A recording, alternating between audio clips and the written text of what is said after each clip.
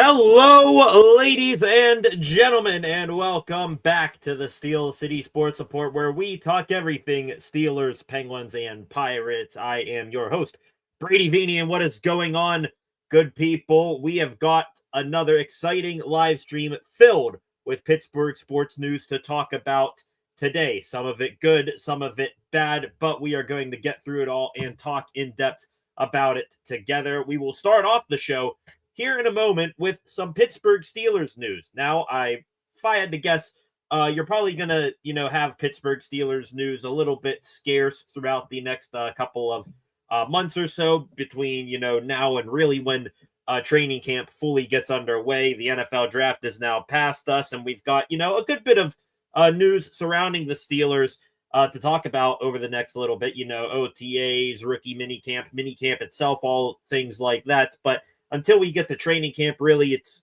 going to be kind of hard for Steelers news to be at the forefront of our thinking every single day. So we will have Steelers news to talk about. The biggest Steelers news right now is the Aaron Rodgers situation. More specifically, yesterday, a bit of a strange and rare occurrence between the Steelers and Aaron Rodgers, a certain tender that does not usually get used by NFL teams was bestowed upon the four-time MVP. We'll talk about what that tender is and what it means for both the Steelers and Rodgers to begin the show here in a few minutes. After that, we'll get into hockey. Not breaking any routine. Usually, the hockey team, they would be at the forefront of what we talk about right now, but not going to break any, superstitious trends right now or anything like that. We're going to leave the Pens in their slot, the number 2 slot here on the channel tonight. They're still alive. Heart is still pumping. They won Game 5 back on Monday, and tonight a pivotal Game 6 that ultimately, could decide the series depending on how it goes between these two teams one way or another. We'll talk about last game for the Penguins and what's in store for them tonight as well. And then we will wrap up talking about the Pittsburgh Pirates. They right now are in their a slump right now that is the longest of the season currently. How can the Bucks get out of it? Or is it just, a trend, a slump that all teams go throughout the MLB season? We'll talk about that as well and get into whatever little bit of extra Pittsburgh sports news we so happen to come across here this evening. But before we get things going on this Wednesday, of course, if you're new here, welcome to the Steel City Sports Report. On your way in, please hit that subscribe button and turn on notifications so that you never miss a thing here on the channel again.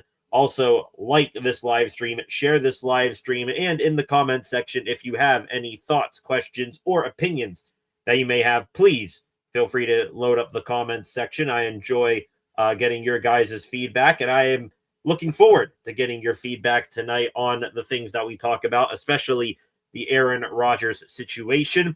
Also, if you would, please go and check out the channel at Steel City SR on Facebook, Instagram, and X, and tune back in a little bit later on this evening, hopefully right after this live stream. I have the video all done, just need to post it, permitting, that the weather doesn't outside, knock out any internet connection or anything like that. FCSR 60 should be out tonight, pretty much right after our live stream this evening. To the comments section we go to kick off the show here. Concepts, Flacco, a couple of regulars here on the channel. Concepts dropping in his quarterback depth chart for this upcoming season, what he would like to see. Aaron Rodgers, Mason Rudolph, and Drew Aller will make a great QB room this year, Super Bowl bound. Oh, I'm not quite sure about the last part of that comment, but do want to wonder, aren't you certainly, I'm sure by intention, leaving out everybody's favorite 6th round pick, Will Howard? Looks like Concepts is buying into the notion that the Drew Aller pick more or less, tells you that the Steelers were BSing when they said that they really love Will Howard. I am not going to believe that until I see that. I do think that Will Howard will eventually get a shot. How big of a shot, we don't know, but there is the whole conversation you need to have over Howard versus Aller. Howard was Tomlin's guy. Aller is McCarthy's guy, a 3rd round pick compared to a 6th round pick. Just so much to go through in that situation on who you would have over the other, Aller or Howard. I am intrigued. Probably the most I would say likely to not return out of that group would probably be Mason Rudolph if Rodgers does sign. We'll talk about that here in a moment. Lots to talk about on the Aaron Rodgers front. Mason Rudolph, we'll see if he winds up coming back. I mean, I know the Steelers, they are, by the own words of their owner, Art Rooney II, a team that is always looking to compete. Having two guys who have played in the NFL, Rodgers and Mason Rudolph, do say, hey, we're going to compete. If Rodgers goes down, Rudolph, who has won games for us in the past, is going to go in. But at the same time, you got to wonder what more can you see out of Mason Rudolph? I think, the Rudolph that we saw take this Steelers team to the playoffs, what was it, 4 years ago now? I like to think that Mason Rudolph is more so dead and gone. And I think the Rudolph that we saw last year in the game and a half that he took over for Rodgers, that is the Rudolph that we're more likely going to get from here on out. So I'd rather, take a risk with the unknown of Howard and Aller more so than run it back with Mason Rudolph there. Looking at Flacco here, I swear all Steelers fans want to tank. So over it, can't fathom losing a sport on purpose. If I was Rodgers, I'd say F this leadership. Yeah, you can argue all day long whether bringing back Rodgers means you are going to try to win or whether you're going to try to tank on purpose. I'm to the point, where the headache's off the field with Rodgers. Will he sign? Will he not? I'm just over it at this point. I'm sure if you bring back Rodgers, he probably would, odds on be your best chance at winning right now. But if you bring back Rodgers, then you just spent meaninglessly, in my opinion, a 6th-round pick on Will Howard last year and a 3rd-round pick on Drew Aller this year. Because after Rodgers is done, no matter how the season goes, when this season is over, if Rodgers comes back, he's going to be done at that point. I doubt he comes back for an age 45 year.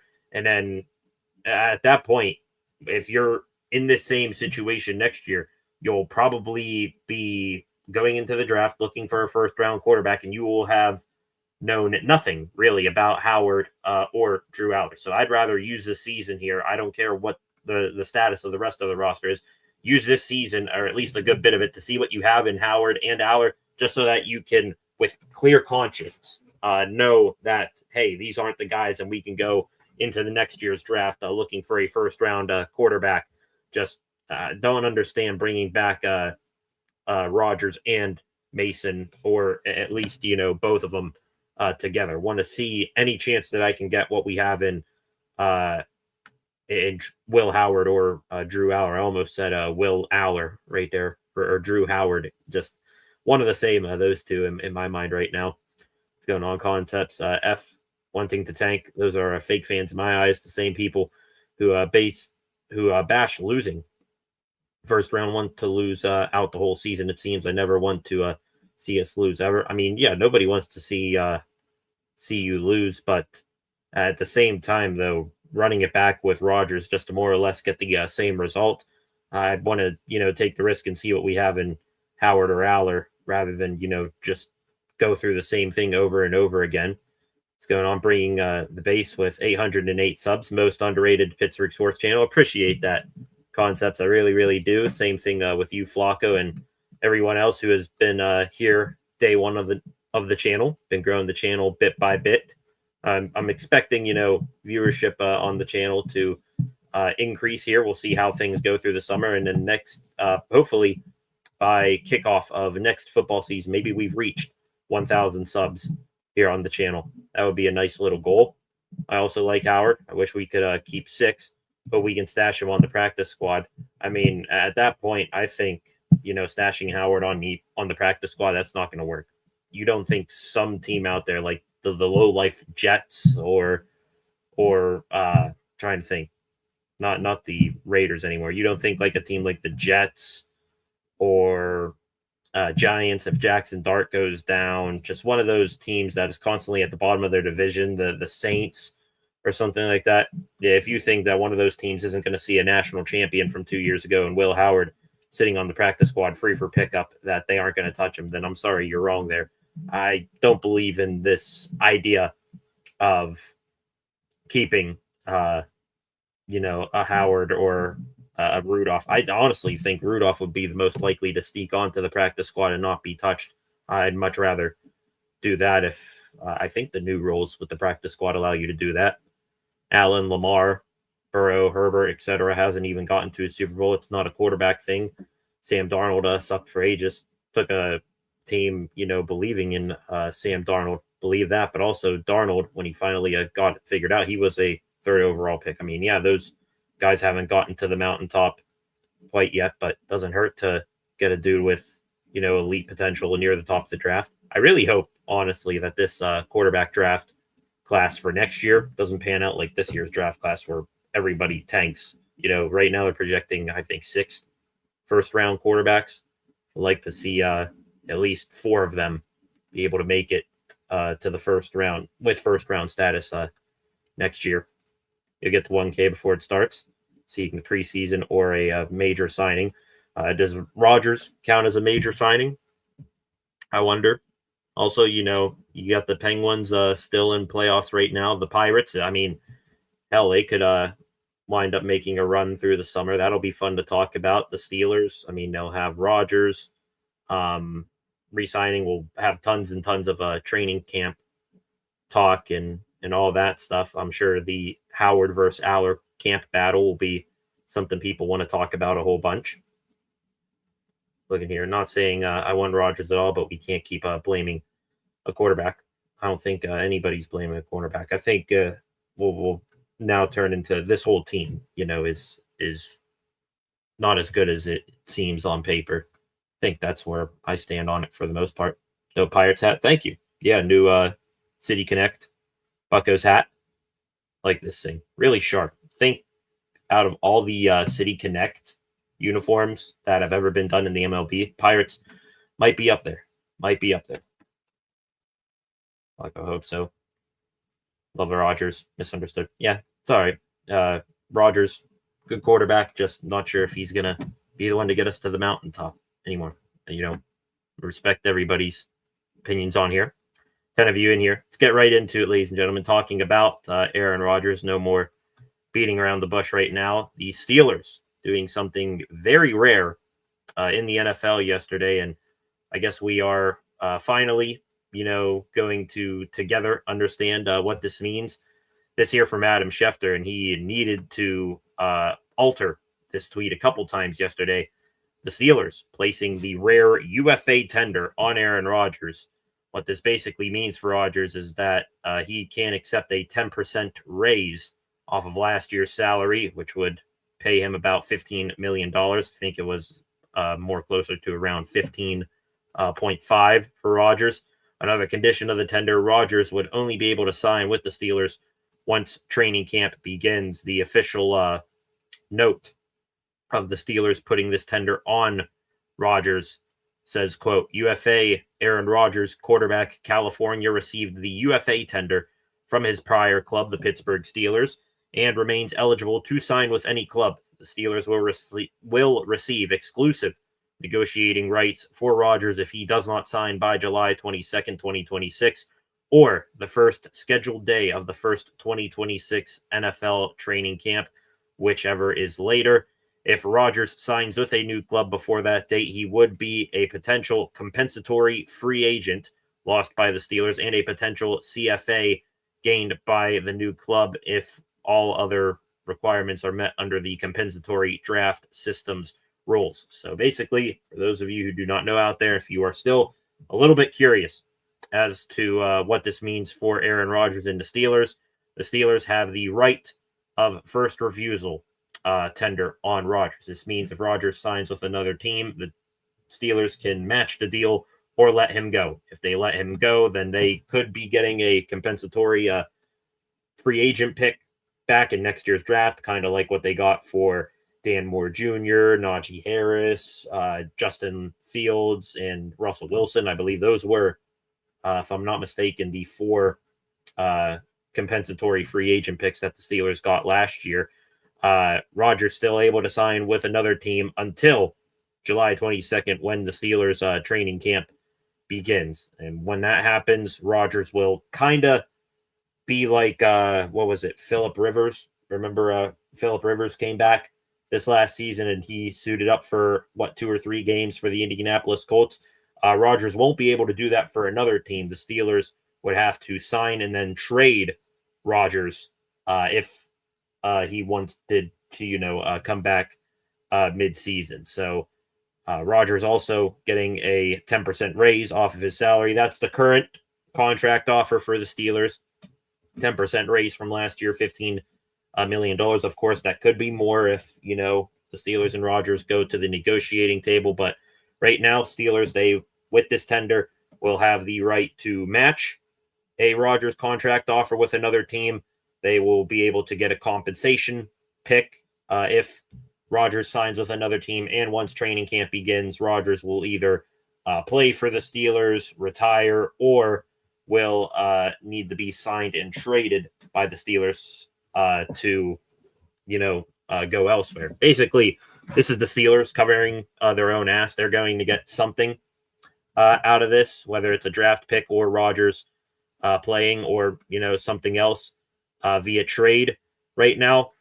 One thing about this, with the Steelers is, why did they do it? And I understand why they did it, covering their ass and all that. But at the same time, haven't we been strung along this entire offseason that the Steelers knew what Rodgers was going to do? Rodgers knew what he was going to do. He's going to come back probably, around minicamp, and the rest will be history. The fact that if there was some sort of, under the table handshake agreement that they were going to reunite with each other, why did the Steelers do this? Tells to me that they're a little bit worried right now, or I'm smelling off the Steelers here that they may not have 100% certainty that Rodgers is coming back anymore, or that he is looking around to other teams. Like one team that's been popping up lately, the Denver Broncos, going out there with Sean Payton. Apparently, Bo Nix, in his recovery from his ankle injury, isn't going as quickly as people expected. So the Steelers putting this on Rodgers, it tells me that they are not so sure anymore whether Rodgers is going to come back or not. And now makes you wonder, why didn't they go and just get out ahead of this? And, they waited. Now look, they're going to get a crappy compensatory pick at the end of this. They could have gone and gotten, a free agent of some sort, could have signed a Malik Willis or Kyler Murray. Instead, they wanted to play the waiting game and wait for Rodgers. And now at the end of it, they might not get what they want, and they might need to settle for a consolation prize with a draft pick right now.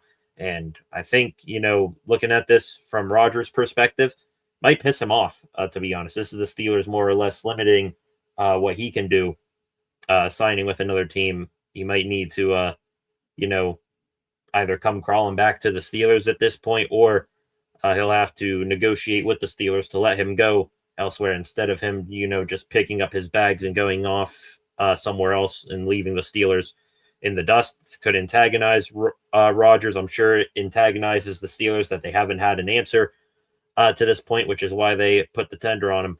At the end of this, I think Stephen A. Smith said it best, and I'm kind of more or less, relaying the same thing right here. I agree with this stance. It's an indictment against the Steelers organization that they cannot find a quarterback, and that they are doing all of this sitting around and, pondering, waiting for the geriatric Aaron Rodgers to come back and say, hey, I'll play for you this season. So just wouldn't,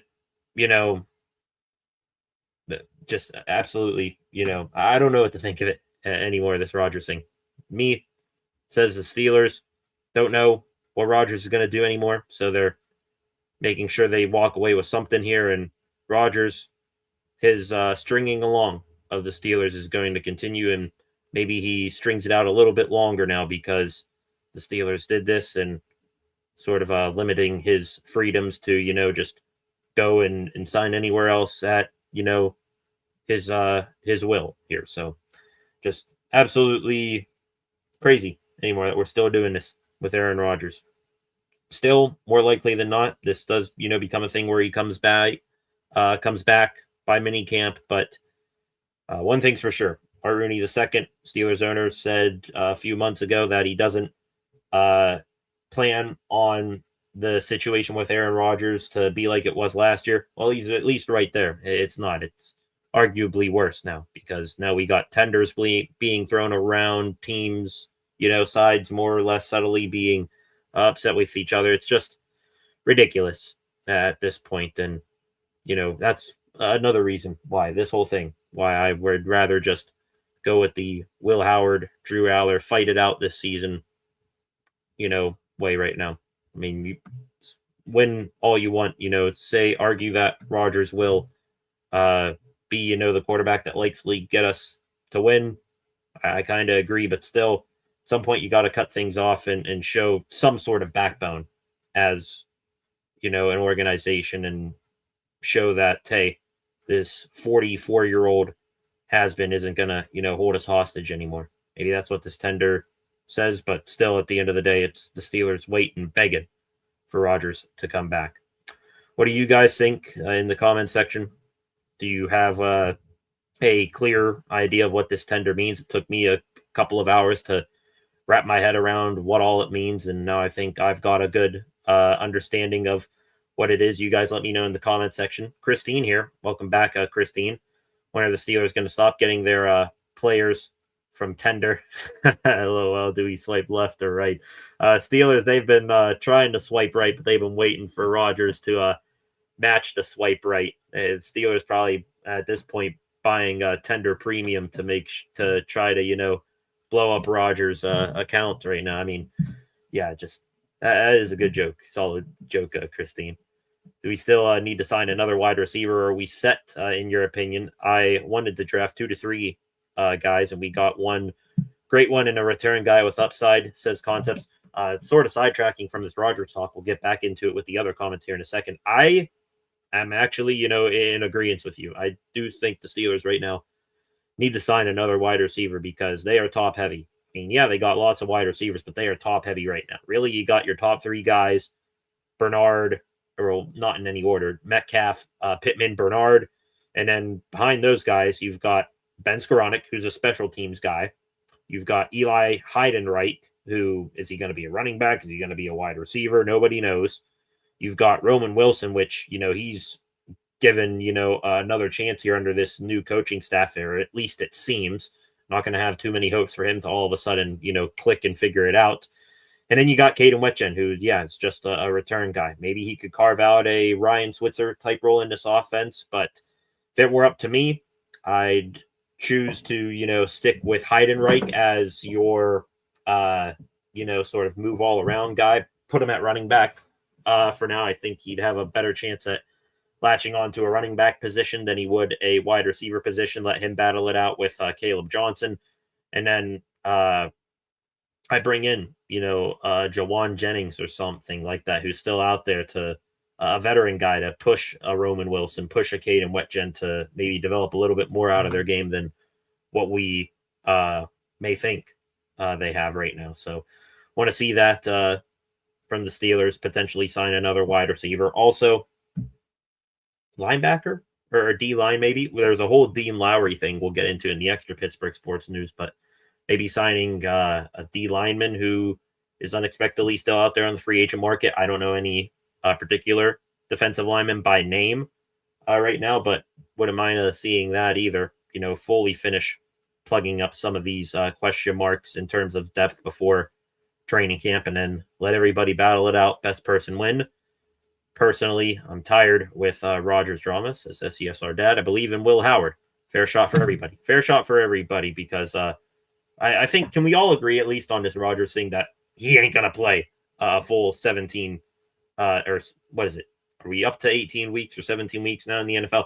He ain't going to play every single game and every single snap this season here, Rodgers. So when he does inevitably go down, if he returns, all for, the kids getting a shot, Howard, Aller, just to see if we can get anything, from any of these guys before the draft next year. Want to know before I spend a first-round pick on a quarterback if these guys here on the roster currently are not it.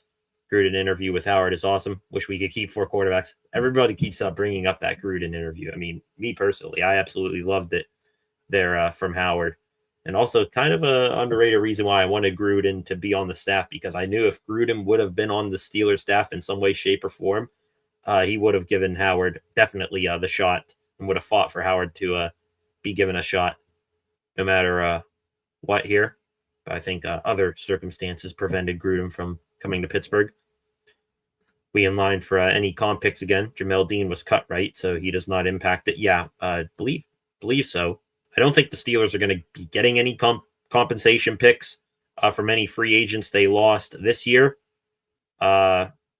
except for maybe Kenneth Gainwell. I'm not sure how the compensatory pick look is going for next off season. We waiting way too long for the tender. Yep. Done with Rodgers. What gives him the right to toy with the emotions of this team? Puts on his pants just like everybody else. Roll with Will, Mason, and Drew. Wouldn't mind it. Honestly, if this does, end up fully going sour with Rodgers, I do think you will see Mason Rudolph stay, and I think you will see Mason Rudolph be your opening day starter. That is damn near 100% guarantee. There ain't no way that the Steelers are going to start one of Howard or Aller to begin next season unless they, just look like the second coming of Tom Brady or name your favorite third-round Hall of Fame quarterback. They definitely will go with the experienced guy in Mason Rudolph there to start off the season and then turn it over to the kids. Concepts here. Matt Williams thinks that tender may be a mutual agreement so that the Steelers are protected and insured Rodgers will be here.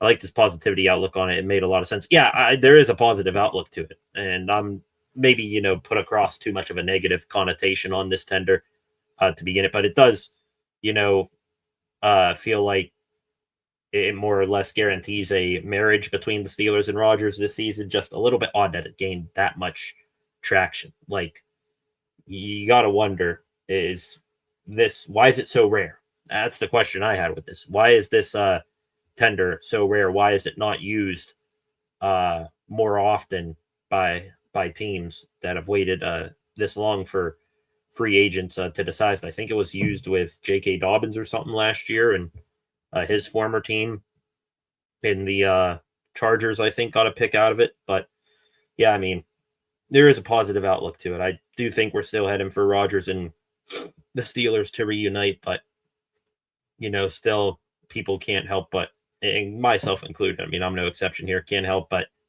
inflate the negative connotations. Like, oh yeah, Rodgers and Steelers relationship gone bad. It could mean that it's gone better, and that this is just a formality of protocol here. Rodgers probably calling the Browns and offering to play for free. LOL. Match that. LOL. I mean, Rodgers going to the Browns. I mean, that would make up one of the most interesting quarterback, five-way quarterback battle of all time. 44-year-old Aaron Rodgers versus everybody's favorite quarterback that is now redacted the Big Ben jokes that the Browns had for years in Deshaun Watson. Then Mr. Money Time himself, you got Shadur Sanders, and then 5'2" Dylan Gabriel, and then 6'8" Taylor Green. That would be just that would be pretty much every single quarterback type that you could have all in one room. Just thinking about that, that'd be hilarious.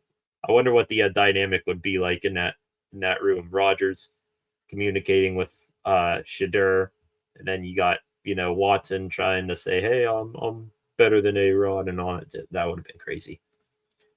Concepts here. Khan was extremely smart to not overpay for Ayuk, like fans wanted back then. 49ers can't even find or get a hold of him.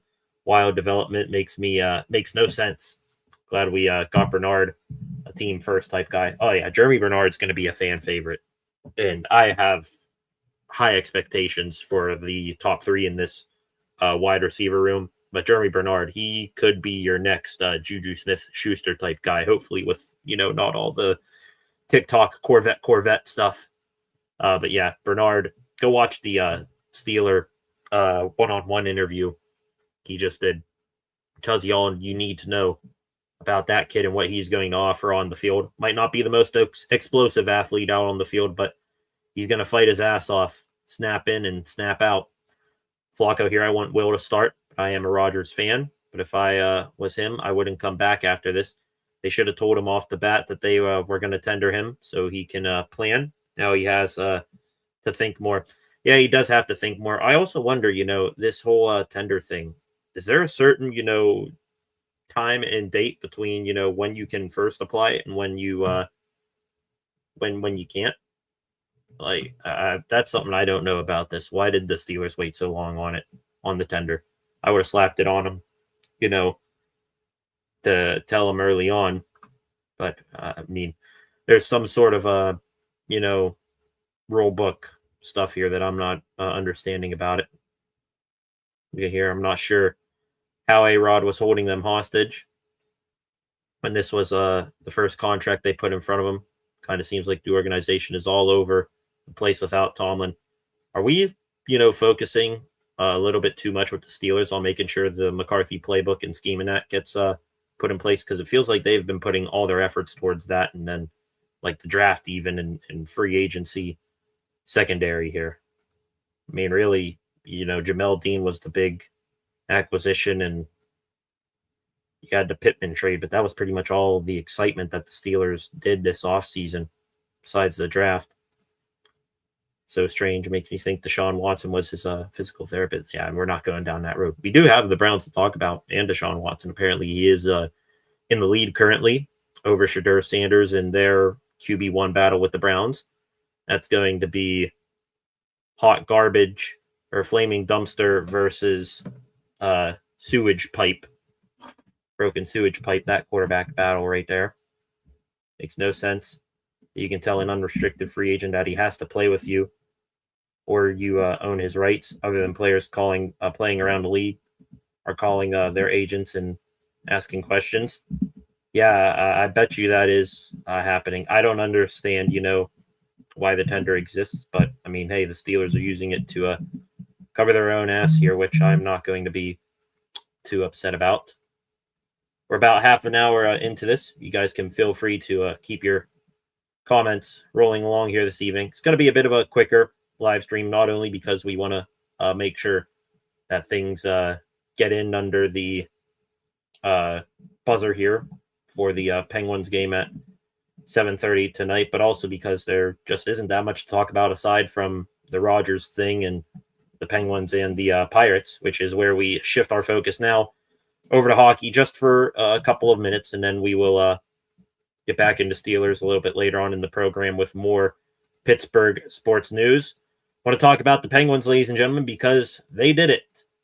They haven't done it yet, but they're still doing it right now. They are making life hell for the Philadelphia Flyers in this series, and they are staying alive to fight another day, which just so happens to be today. Back on Monday, we had our live stream, and we still were, not feeling all that great about the Penguins. Now I think that feeling has shifted a little bit. The Penguins were able to force a Game 5 and get back to Pittsburgh.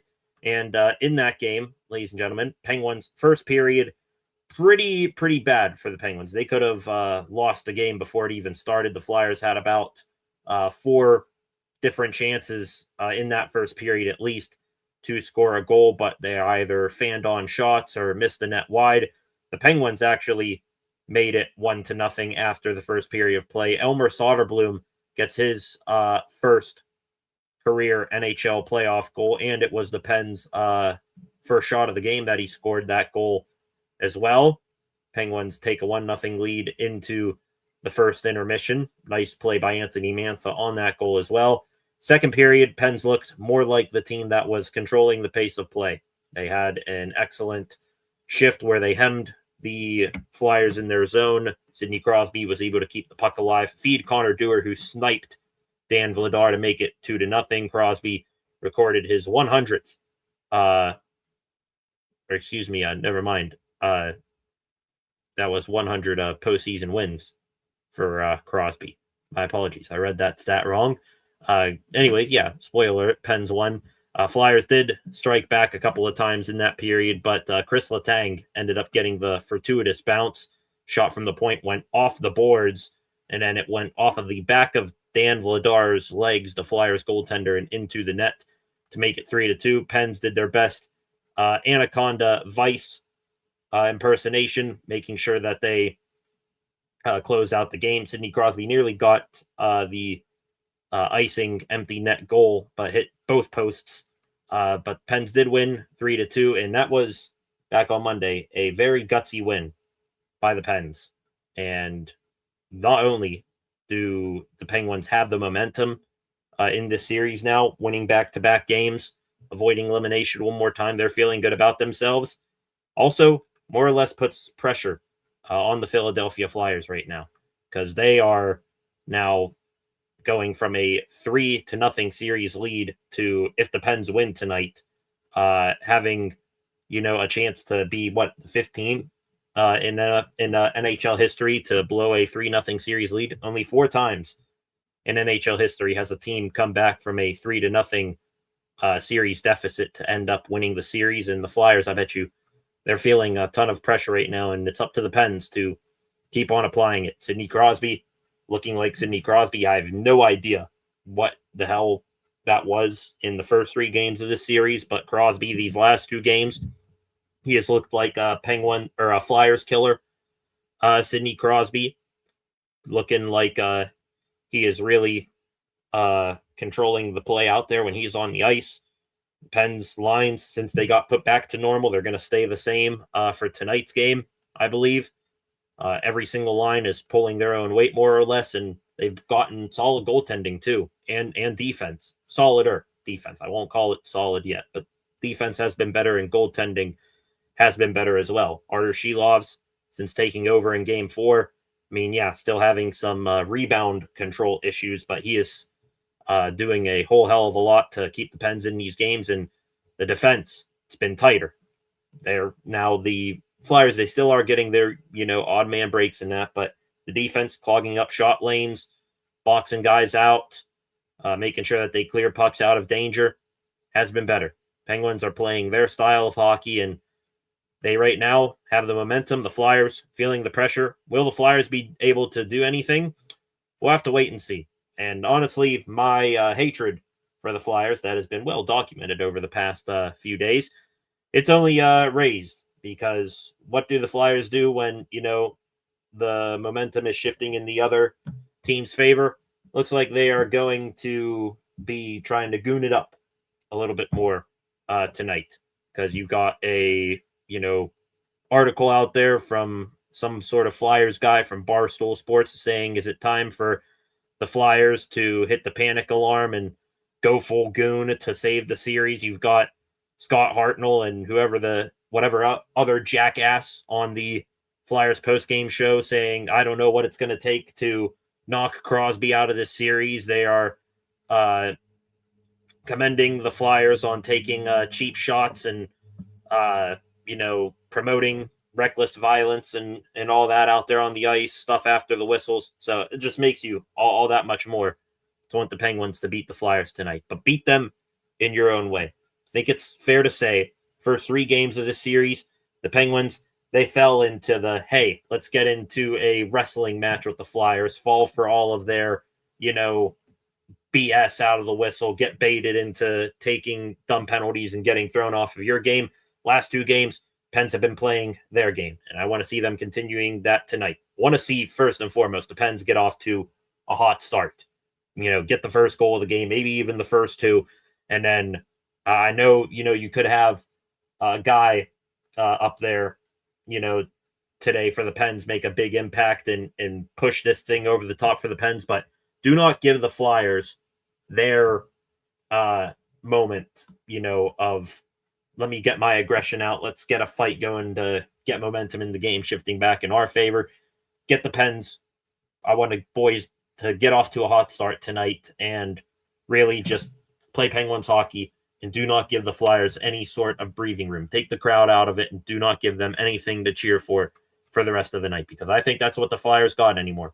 You go skill to skill, Flyers cannot keep up with this Penguins team. If you want to go, physical to physical, that's where the Flyers might be able to get you, and I think that's all they're going to try to do tonight. I think the Flyers, they're going to try to get the Pens off their game. They might pull out, with all the kicking and the cross checks, the slashing and all that. I think the Flyers, they might try to do their most heinous acts tonight, and it's up to the Pens not to fall into it. So Penguins storming back right now, but this might be maybe the game that decides the series, here tonight. Of course, it will decide the series for the Pens if, they end up losing. But if the Pens win tonight and they send this back to Pittsburgh for a game 7, I, don't want to say anything, but it does feel like,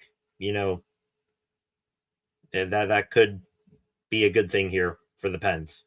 So game 6 tonight, puck drop in a little over an hour between the Pens and Flyers. I will be on pins and needles, as I'm sure the rest of you are. And yeah, it's going to be a long night here. Hopefully, not meaning overtime. We have, I'm shocked, not had an overtime game in this series yet. But if any game were to set up to go to overtime, I have a feeling tonight would be the night that would happen. So we'll see here. Let's go Pens. Please.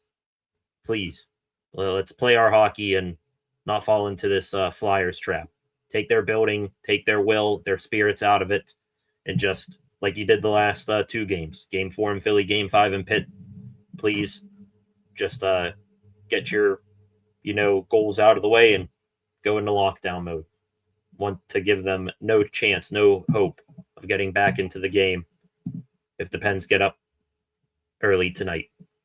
Back here to the comment section. We got a tiny bit of Pittsburgh Pirates baseball to talk about here in a moment, and then that will pretty much do it. There's not too much extra Pittsburgh sports news to talk about this evening, or at least not anything interesting in that aspect. LMAO, hot garbage versus broken sewage pipe. Agreed. Yep. Pretty much what the quarterback battle in Cleveland always is. And I know we're not, that much better to look at right now, but I always love people saying, oh, the Steelers are this, Steelers are that. They're not kings of the North anymore. We're still at our lowest right now in quite some time here with the Steelers, and yet nobody has taken the throne away from us yet.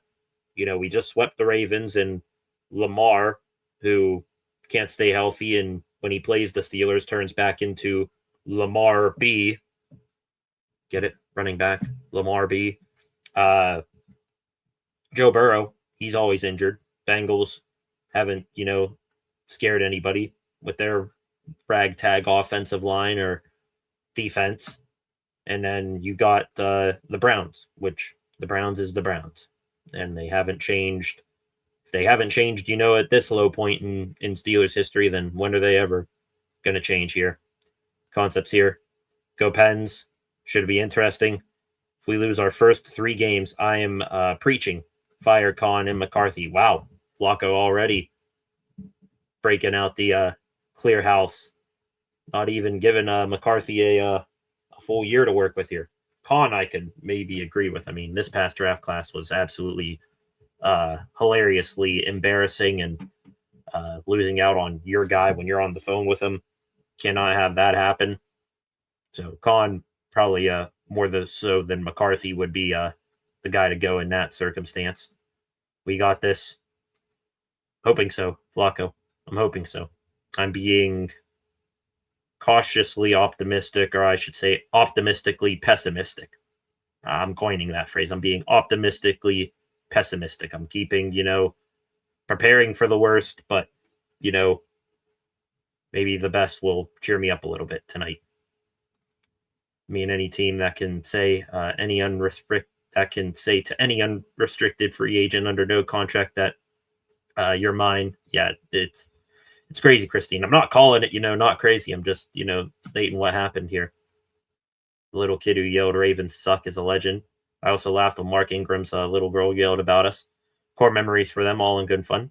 Well, that's one thing you can definitely take away from that. Do not think that, generation by generation, that the rivalry is going to die down at all.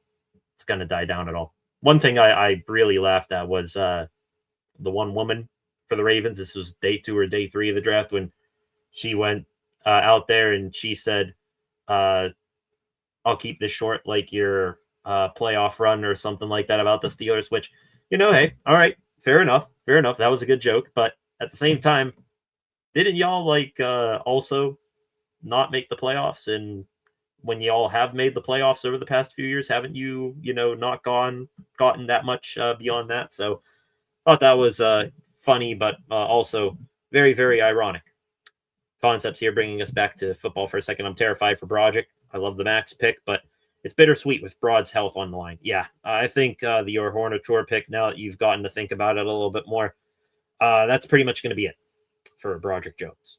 It does piss me off that, they lied blatantly to our face about Broderick Jones and his injury status, because that, casted a negative light immediately on this Hornature pick, and it will, because they lied about Broad to us. But I mean, even if hypothetically Jones is healthy right now, is he really going to uproot Hornature and Fautanu, the last two first-round picks that you took?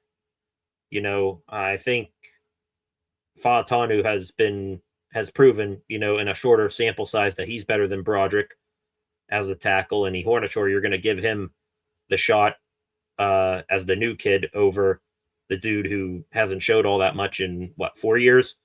And then Jones, not going to force anybody to move to the inside, and the inside is just about set as well. At least two of the spots. McCormick and Frazier ain't going anywhere. And Jennings Dunker, I think they're going to get a very good look at him as a third-round pick. And my God, do I hope that Jennings Dunker pans out. You want to talk about two guys that embody Steelers out of this draft class, three really, Heidenreich, Bernard, and Dunker. If I can get everybody on the Steelers to play with the type of physicality and will that those three have, or at least that I've seen out of this draft class, I will love that very, very much. If you had to guess, does Fautanu move to left tackle? I don't think switching sides impacts development, and he was a left tackle in college. Just curious your thoughts. Yeah, my thoughts exactly. I do, understand the speculation from people out there that, hey, Hornature, he's still, a baby. He did play 31 starts in college, but still pretty much new to football with, him starting when he was an early teenager here. How do you feel about moving him to left tackle? The thing is, I'm of the side where, hey, the kid is just, so new to the sport. Let's, build on what he's already learned, instead of, more or less tearing that all down to have him, learn something new. And Fautanu back to left tackle. Fautanu earned himself as a first-round pick from what he did as a left tackle. So putting him back at a natural position he played in college, I am quite all right with. Now, do I think Hornature still has actually, that makes my point even more. Moving Fautanu to right to left tackle, I think you'll have more bang for your buck keeping Hornature with an extremely high ceiling at right tackle and moving Fautanu back to a natural spot at left tackle than you would continuing the development of Fautanu at right tackle, which he's good right now. I don't think, not to be confused with great. And then having Hornature play at left tackle and learn that position. So moving Fautanu, easier move than Hornature, and it will maximize the impact of both players, in my opinion. Seems like talking about just this offseason, McCarthy hasn't shown he's the face of this team.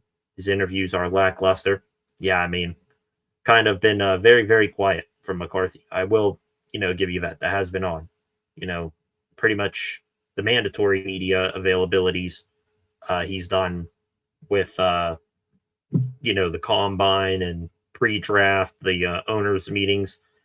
McCarthy did that, but haven't seen a whole lot of them. And also, I'm a little bit worried about how much focus he's putting into, making sure these players learn this new system.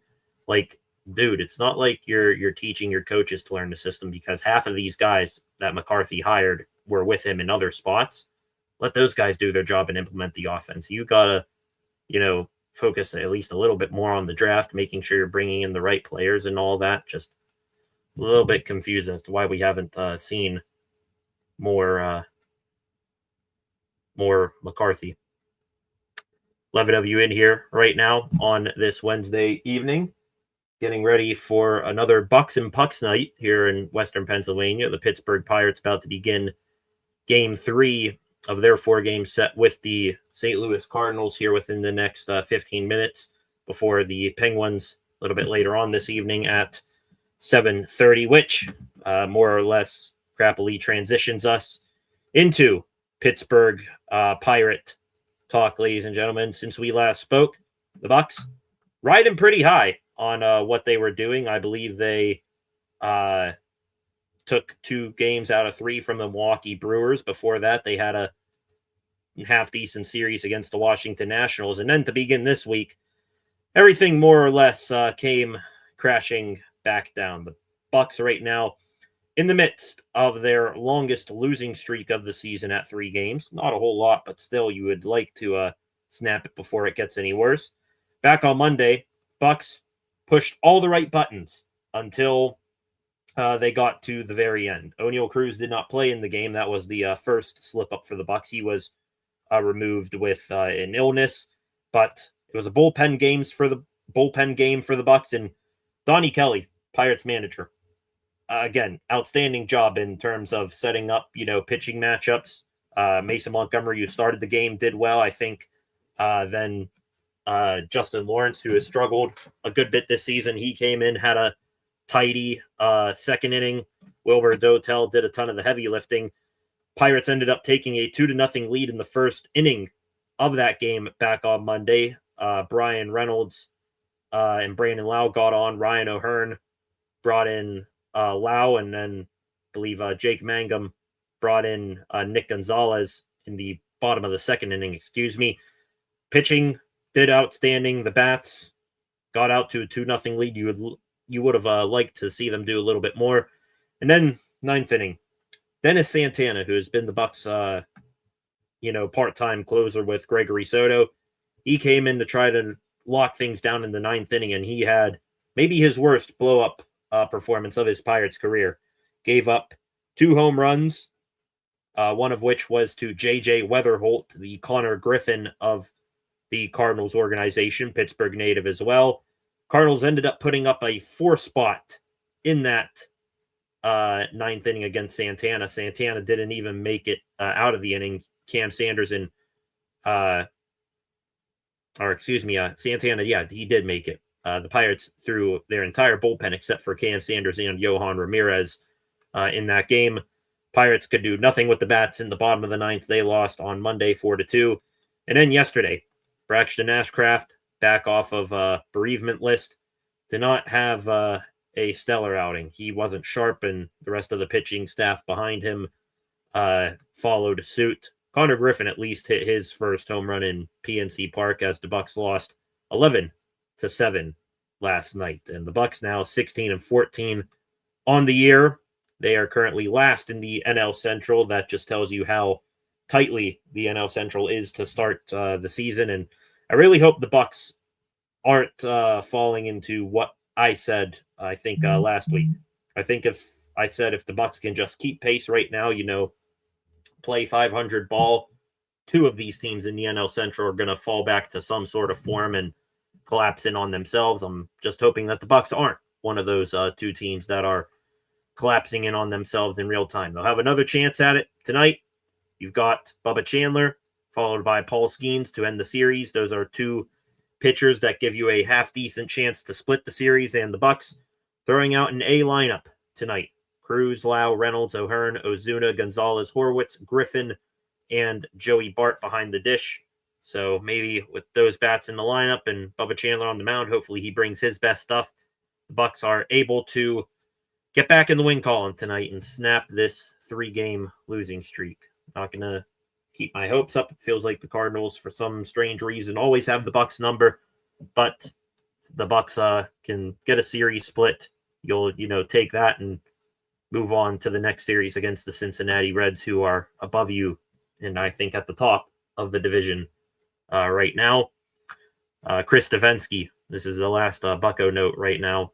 Chris Davinsky, right-handed pitcher down in AAA Indianapolis, is with the team in spring training. He's getting called up among the bullpen woes for the Bucs and just everybody being tired. Left-handed pitcher Hunter Barco got optioned back down to St. Louis. I don't even remember, honestly, when Barco got called up. Maybe he was the guy that got called up for Ashcraft being on bereavement, but I don't know. We'll see also if the game gets underway on time. Last I checked, the tarp was on the field in PNC Park. It's been raining a good bit here today in western Pennsylvania. So Buccos not doing hot right now, but let's see if they are able to switch things up and get back into the win column tonight. And maybe Connor Griffin keeps bashing the ball a little bit more. Already got his first home run out of the way. Now he's got the first home run in PNC Park out of the way. Been squaring up the ball a lot more recently. Maybe he turns out to be one of these guys that shows his full potential and gets the Bucks out of this slump. 10 of you still hanging around in here. About an hour into the live stream here tonight. And with that, ladies and gentlemen, let's just get right into it. Begin to wrap up the show here on this Wednesday evening, extra Pittsburgh sports news for this Wednesday, April 29th, almost to May. Thank goodness for that. Back here to the Penguins just for 1 second. A few extra Pittsburgh Penguins notes. Did mention that the Penguins line configurations and defensive pairings, goaltender, none of that is changing for tonight. Obviously, Damu's not doing any sort of altering of what got the Pens to this point. However, the Flyers, they could, mug it up tonight, flyer it up, try to get under the Pen skin, but at least they are making some changes. Matvei Michkov, who has been a healthy scratch for the Flyers the last two games, he is more of a skill guy for the Flyers that they put in the press box to, get heavy and lumbery out there on the ice. Apparently, Michkov looks like he's going to get back into the lineup tonight for the Flyers. And Garnet Hathaway, who has been one of the bigger crap stirrers for the Flyers, he might get scratched here tonight. Have yet to see a full Flyers lineup quite yet, but look out for the Flyers to maybe try to go skill for skill with the Pens here tonight. Hopefully the Pens, in their experience and skill that they've shown this season, being the highest scoring Penguins team in the Crosby era, hopefully if the Flyers do try to play their style of game, that ends up favoring the Pens. Face-off scheduled for 7:40 puck drop, even though it says 7:30 online.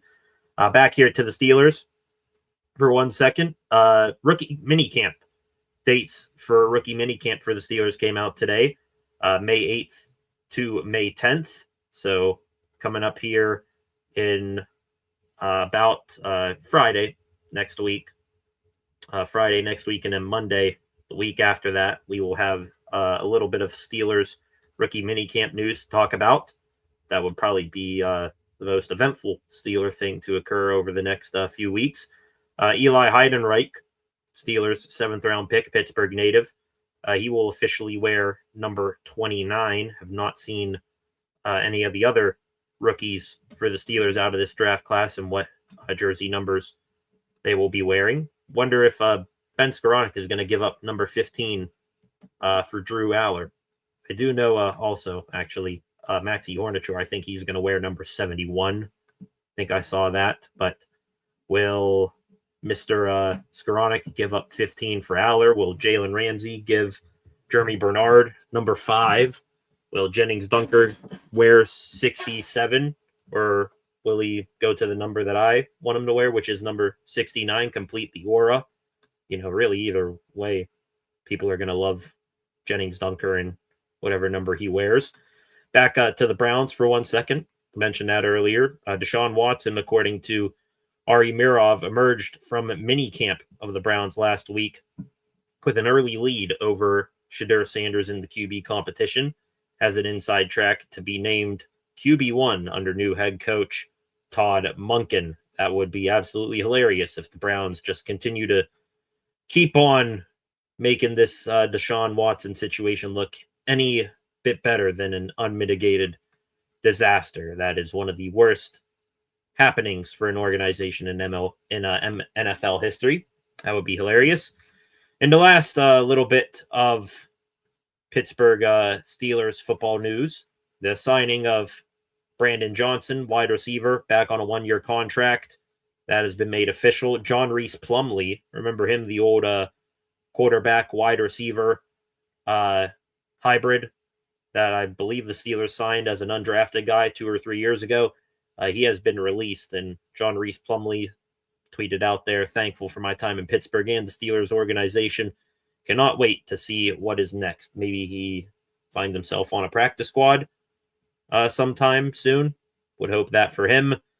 Dean Lowry, reports from him back on, I think, Sunday or Monday that he was re-signing with the Steelers. Upon further review, according to Ian Rappaport, Lowry has decided to take a little bit more time to work himself back into playoff or playing shape. He did not take a physical and has not put pen to paper yet. He has been fully cleared from his ACL injury from last season, but needs to get back more into football shape. My guess is that he maybe shaved a few pounds while getting off of that leg. Of course, he needs to put back on a few pounds to play D-line in the NFL. Scotty Miller, former Steelers wide receiver and now a free agent. Thought the Steelers would put the UFA tag on him, make sure they retain Miller time, who was SCSR dad's favorite wide receiver. Scotty Miller having a visit yesterday with the Detroit Lions, currently scheduled for a tryout next week with the Chicago Bears as well. So it looks like he is heading to the NFC North.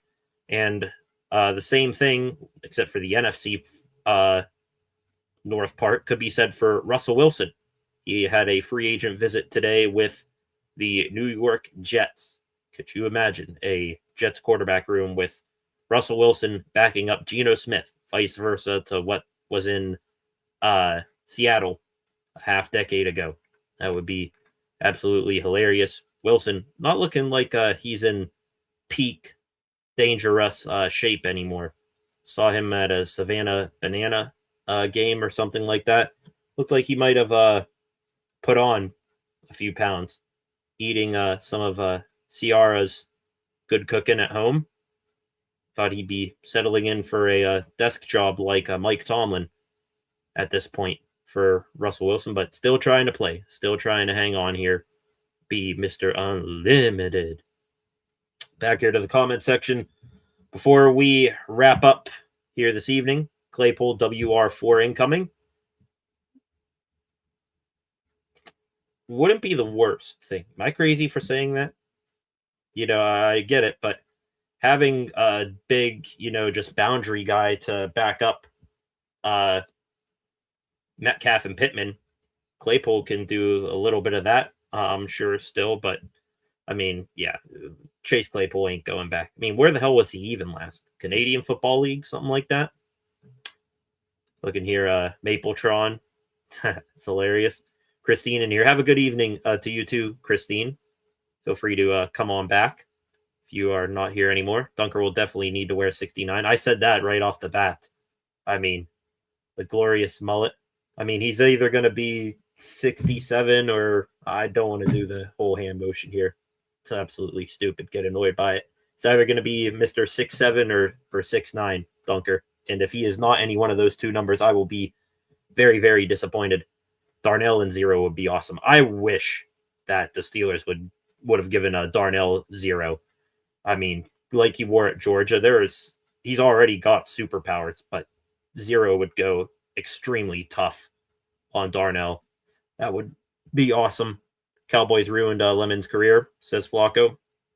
I like our wide receiver, Jeremy Bernard, but they screwed the poor kid with all the talented wide receivers and tight ends the Eagles have, LOL, plus a QB that isn't known for throwing. I will give that to the Lemon situation. I do think that the Eagles got the best wide receiver in the draft, but let's not act like he went to the most rosy situation, because all Eagles fans can bitch about is how Jalen Hurts doesn't throw the ball, and that's pretty much more or less what's getting A.J. Brown ran out of town, and I don't think Mekhi Lemon's going to be too far from the A.J. Brown tree in terms of getting annoyed with Jalen Hurts not being able to throw the ball. Also, if Lemon pans out, he screws over the Eagles, or he screws over the Cowboys year after year, that will be very deserved upon Jerry Jones. I'd be a lot happier if Lemon went to the Lions or Rams. At that point, anything but having your guy fall within, one pick of you and having that team swoop in, I would have, been more accepting if Lemon just went to the Rams or Lions at that point. Judging by Sean McVay, I mean, yeah, they're backtracking to hell and back right now that, Ty Simpson was our guy all along, but I bet you Sean McVay would have liked to have gotten his hands on the local guy in Mekhi Lemon. Yeah, I think McVay would have been happier. Exactly. JPJ in 5 would also be cool, even though it looks awesome on Ramsey. Yeah. What do you think of if JPJ went back to 9? Let's just say, hypothetically, Chris Boswell were to retire and the Steelers weren't, to put their unofficial but official retirement of number 9. How would Porter look in number 9, I wonder? You know who does go hard in his new number, single-digit number? Jaquan Brisker, wearing number 3. Going back to his number that he wore in high school at Gateway. That's the one that I really, really like. Did GP demand a trade, or are the reports fake? They claim he told Jerry, pay me or trade me. I haven't seen anything like that. Last thing I knew, from the draft, that's actually real. GP signed the franchise tag. Could that make him more acceptable to more, eligible for a trade down the line? I bet, but still one way or another until, it is proven otherwise. Pickens, a blow up in Dallas is inevitable, and I don't think Dallas people want to, acknowledge that. It'll happen eventually. Don't you worry. 3's a cool number. Yeah, 3 is. I mean, not sure if Patrick Queen is really doing 6 justice anymore, but 3 on Jaquan Brisker, that is going to look really damn good. All right, ladies and gentlemen, I think that is going to do it here on this Wednesday evening of the Steel City Sports Report. Just scrolling here through Twitter, seeing if there is any last second